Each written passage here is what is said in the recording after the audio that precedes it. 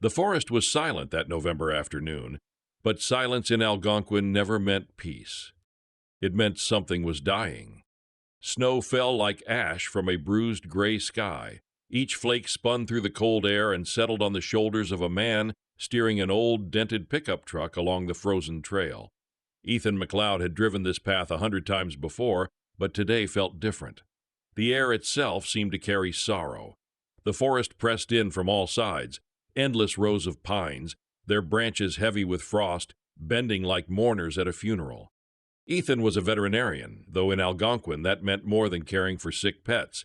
Here, on the edge of the largest and harshest conservation area in eastern Ontario, his patients were wild things. Wolves, deer, moose, bears, even the occasional eagle, creatures born free but broken by starvation, disease, or man's traps. His truck carried the tools of his mission: medical kits, syringes, fluids, antibiotics, emergency blankets. Over the years, he had saved dozens of animals. Some lived, some didn't, but never in all those years had he seen a case that would shake him the way this one did. By the time he reached the northern edge of Algonquin, the daylight was already draining from the sky. The cold bit deeper. The trees thinned near a small frozen lake, and that was when Ethan noticed it. A dark, unmoving mass half buried in snow. He slowed the truck. At first he thought it was just another carcass, another winter casualty. But something about the shape made him stop. He stepped out, boots crunching against the ice, his breath clouding the air. As he drew closer, his heart clenched. It was a bear. Not a cub, not a juvenile, an adult male black bear. But this was no king of the forest. This was death draped in fur. Its body was nothing but skin and bones, its spine sharp and ridged beneath patchy hair. Its breathing came shallow, ragged, each rise of the chest a war. Its eyes were dull, glassed over, as if staring into some faraway place beyond pain. Ethan bent down, gloves trembling, and touched its shoulder. He expected the stillness of a corpse. The bear moved. Its eyes flickered, weak but alive, and in that gaze Ethan saw something he had never expected to find in a wild animal: a plea. Not for food, not for freedom, but for life itself. It was not the gaze of a predator. It was the gaze of a soul begging not to be left behind. Ethan's throat tightened. He had patched bullet wounds in wolves, sewn up broken wings, pulled fawns out of frozen mud, but never had he felt this kind of raw desperation radiating from a creature. The forest was empty, no signal, no help, just him and this dying giant. Ethan pulled out his phone, lifted it to the gray sky, but nothing. No bars, no hope of calling the rescue team. He crouched lower, heart racing.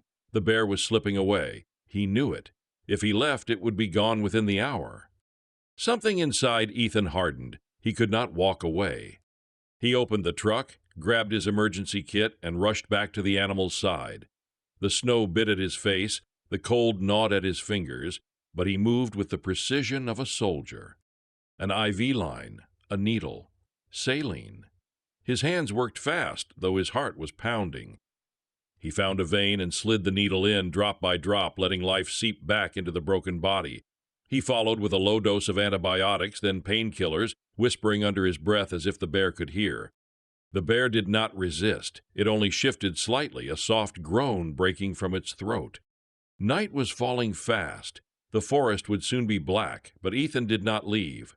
He dragged a thermal blanket from the truck and laid it gently across the bony frame. Then he switched on his headlights, casting a pale glow over the snow, and sat down beside the creature. For hours, the only sounds in the wilderness were the hiss of the wind, the slow drip of fluid, and the fragile rhythm of the bear's breath. Ethan placed his hand on the animal's back. "If you want to live," he whispered, "trust me this time."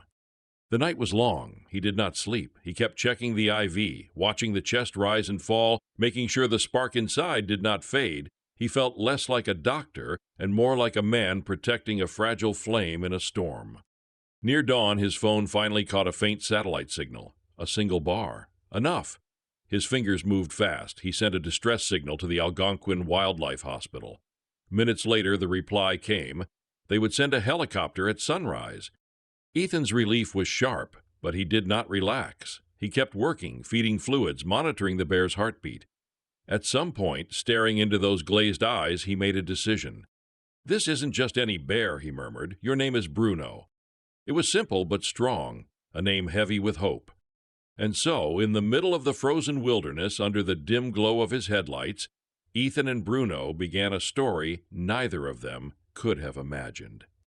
When the helicopter finally thundered across the sky, the rescuers were stunned by what they saw. A bear so thin, so skeletal, it seemed impossible it had lived this long. They moved quickly, placing Bruno on a stretcher, continuing IV fluids. Ethan stayed close, holding the bottle through the nearly 200-kilometer flight to southern Ontario. At the hospital, Chief Veterinarian Dr. Lily Dawson examined Bruno. Her face grew grim. She shook her head. His hind legs are completely unresponsive, the spine's damaged, muscles wasted, organs failing. If he survives at all, he will never walk again. Her words were cold, clinical, final. But Ethan's jaw tightened. His eyes never left Bruno. "No," he said softly, "we don't give up. Not on him, not now." The spinal surgery lasted 8 hours. 8 hours of fighting against nature's verdict. 8 hours of holding on to a chance so small it was almost madness. But when it was over, Bruno was still alive. He was placed in the intensive care unit, breathing shallow but steady. Tubes fed him nutrients, machines monitored his heart. Ethan signed a month's leave from his job and set up a folding bed right outside the cage. He wasn't leaving, not for a minute. Bruno's fight for life had just begun. The hospital halls smelled of antiseptic and quiet desperation. Machines beeped softly in the dim light of the intensive care unit. Bruno lay inside a steel cage padded with blankets, his massive frame reduced to little more than bones and skin. Tubes ran from his body, feeding lines, fluids, antibiotics, painkillers, all the fragile threads that tied him to life. Ethan sat on a folding bed beside the cage. He hadn't gone home since the helicopter landed. His beard was growing wild, his eyes heavy with sleepless nights, but he refused to leave. He leaned close to the cage, whispering softly, "Stay with me, Bruno. One more day, just one more." The nurses exchanged uneasy glances. They had seen vets grow attached before, but never like this. Ethan wasn't watching a patient. He was watching a friend. For the first week, Bruno lay motionless. His chest rose and fell, but nothing else stirred. His hind legs remained limp, useless. Dr. Lily Dawson checked him daily, her face drawn with professional concern. "Ethan," she said quietly one evening, "we have to be realistic. He may never walk again. He may not even survive the month." Ethan didn't argue.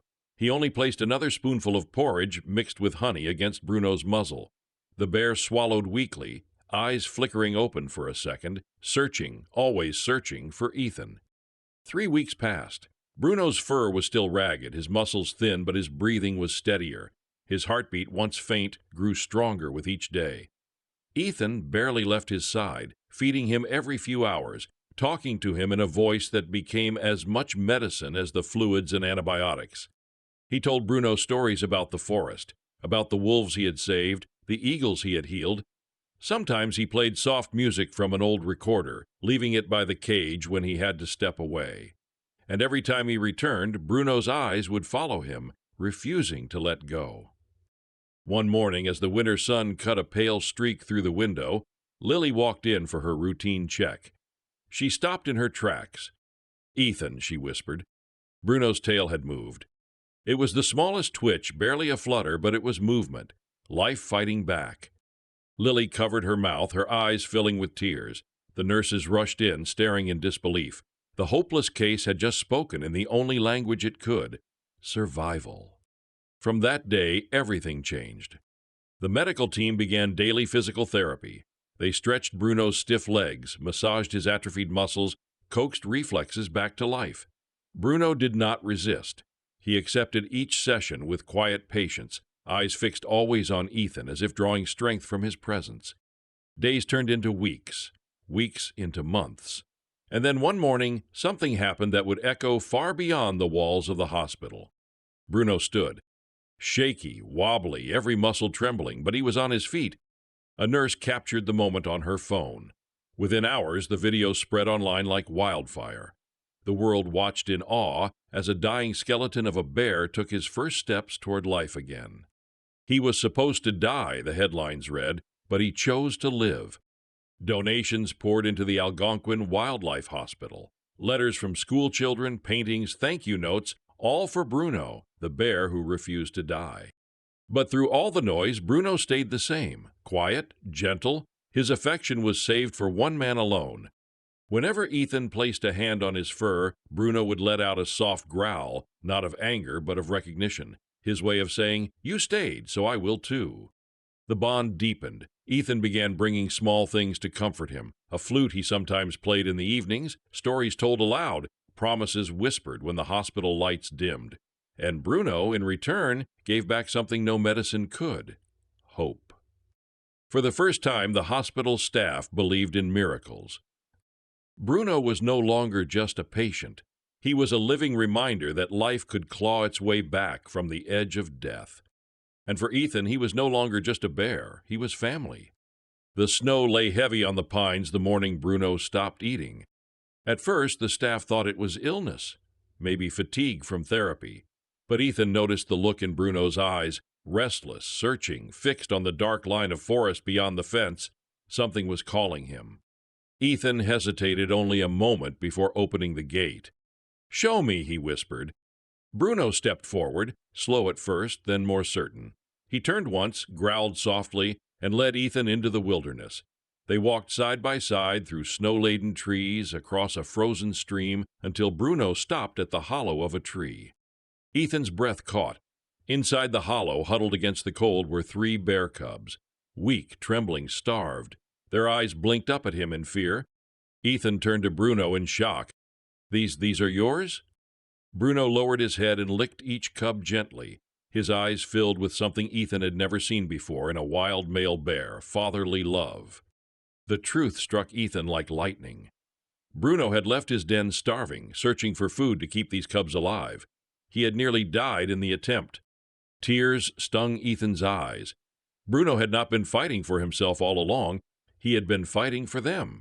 The rescue team moved quickly. Each cub was wrapped in blankets, carried gently back to the hospital. They were tiny, less than 5 kilos, their fur crawling with ticks, their bellies empty. Yet when placed beside Bruno, they settled, as if sensing their protector was near. From that day, the story of a dying bear became something larger, the story of a father who refused to give up. Bruno guarded his cubs day and night. He shared food with them, licked them clean, lay with one heavy paw draped over their small bodies as though shielding them from the world. The doctors were astonished. Male bears rarely raised cubs, but Bruno became a model parent, patient, tender, unwavering. 2 weeks later, the cubs began to stand. They wobbled across the floor, drinking from special bottles, climbing clumsily onto Bruno's side. He endured it all, never once showing anger or fatigue. News of the father of Algonquin spread across Canada. Newspapers ran his story. Schools taught it in ecology classes. Children mailed drawings, Bruno with his cubs, Ethan beside him, the forest behind them. Donations flooded the hospital. For many, Bruno became not just a bear, but a symbol of compassion and courage. A year passed. The cubs grew strong, their fur sleek, their play clumsy but wild. When the time came, they were released with Bruno into the semi-wild south of Algonquin. Ethan was the one who opened the gate. Bruno stepped into the snow, turned back once, and pressed his head against Ethan's leg. Then he walked into freedom, 3 healthy cubs bounding behind him. For years after, Ethan would return, carrying honey, fruit, and the small flute Bruno loved. Sometimes when he played, Bruno would emerge from the trees, standing just far enough to listen, the cubs climbing behind him. Bruno lived 7 more years, a second life given by human compassion. He grew strong again, his fur black and smooth, his eyes bright with quiet trust. In his final year, he stopped roaming. He found an old pine tree in a quiet corner of the forest and made it his place. One autumn morning, as the leaves burned gold and red, Bruno lay down beside a rock, looked once at the sky, and closed his eyes forever. Ethan found him there, peaceful at last. With trembling hands, he built a small stone marker, carving into it the words, "Father of the Algonquin Forest." Every year, Ethan returned on that day. He would leave honey at the stone, play his flute, and stand in silence as if Bruno were still listening. And in a way he was. For in every classroom that told his story, in every child who learned of the bear who fought for life, Bruno lived on. not as a patient, not even as a symbol, but as what he had always been: a father, a friend, and a reminder that compassion could turn death into life.